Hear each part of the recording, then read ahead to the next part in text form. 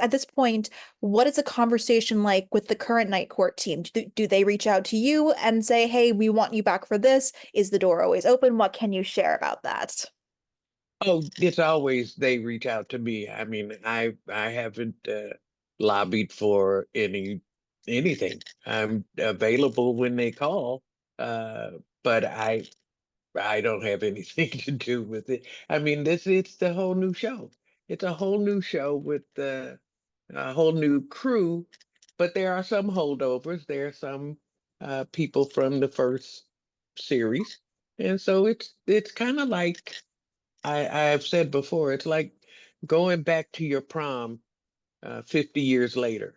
You just it's familiar, but it's totally different. Yeah. What has the audience reaction been like every time you have returned for this revival? They've given me the kinds of storylines that people respond to, and I've been involved in shows, Roz getting married and that kind of stuff was uh, really sweet, and people's reaction was very sweet. Um, the fact that Roz married a woman, and it was not the joke of the show, was really nice and touching. And I had nothing to do with shaping that. They were they take care of me as far as writing. Even on the original show, I rarely had to say, "Hey, I don't want to do that. Hey, that's offensive." I almost never ever did that. Sometimes things might be a little uh, a little tweaky. Can we try this?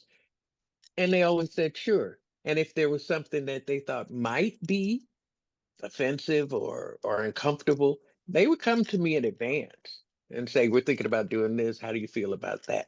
But most of the time, I just said the words they gave me to say, and it worked out. That's incredible. What can you preview about what brings her back to the Night Court world this time? She's a consultant. she's she's there to support Gergs, who we've developed a relationship over the 3 seasons that's kind of that's very affectionate, but it's I know if I was a guy, it would be avuncular. I don't know. We don't have an auntiular kind of word that I know at the top of my head, but that's kind of the role of the Yeah, an affectionate, loving advisor, yeah, and she supporter. yeah, she gets put to work a little bit in the episode as well. What was it like both for you, just kind of being on set and getting to do that, and what can you kind of tease about what she'll be up to? Well, I, can't really tell too much, but you know, it's like night court. When you think of night court, you think of exploding cakes and you know, little people chasing uh, people for who knows what reason, and just it's hard to explain the madness that night court has always been, and this is in the tradition of night court, uh, and but I get to be the senior advisor Yeah. in the midst of the madness. Well, and you have a deliciously fun dynamic with Wendy. What was it like building that out with her, and what can you share about the on-screen I shenanigans? love Wendy's character. I love, she came in, that was the first season, so I just met her. That's her, was her first season.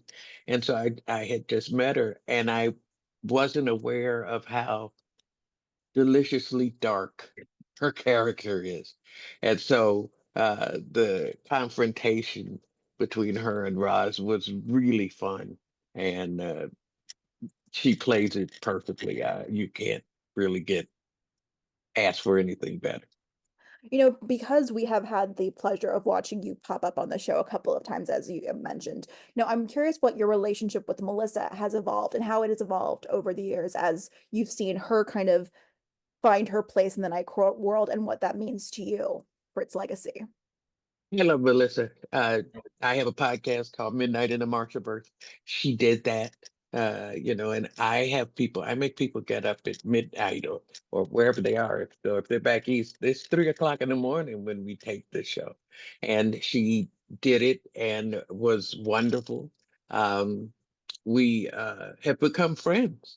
She really does have that kind of heart, that kind of uh, just sparkle. And it's a lot like the relationship I have with Harry.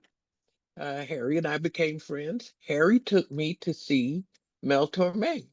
Uh, we had a date. Yeah, it was not, romantic, but he wanted to go see Mel Torme, and he asked me if I'd go with him, and I said sure. So we went out and had a ball. I went out to dinner. Came over. He came over for dinner because he lived out of state and had to be in town to do the show. So uh, it was very familial, and the relationship with Melissa has developed similarly. She's a friend of mine. That's so lovely. I'm curious for you as someone who has now worked with John over the span of many decades, is there a difference for you when you're playing your character opposite him versus when you're playing your character opposite someone who's new in the night court world? Is it easier to kind of slip into it, or do you just know this character inside out at this point? Um, it's I don't know how to compare them, because everybody brings them their own special sauce to how they do their craft. But with John, it's just comfortable. He's very giving and supportive, and it's just comfortable. It's like second nature. I don't even think about it. I know his rhythm, and he knows mine, and we just we picked up where there was no conversation or how you feel or nothing. It's like. In the scene when Rod got married and we danced. That's pretty much been the relationship, that we danced.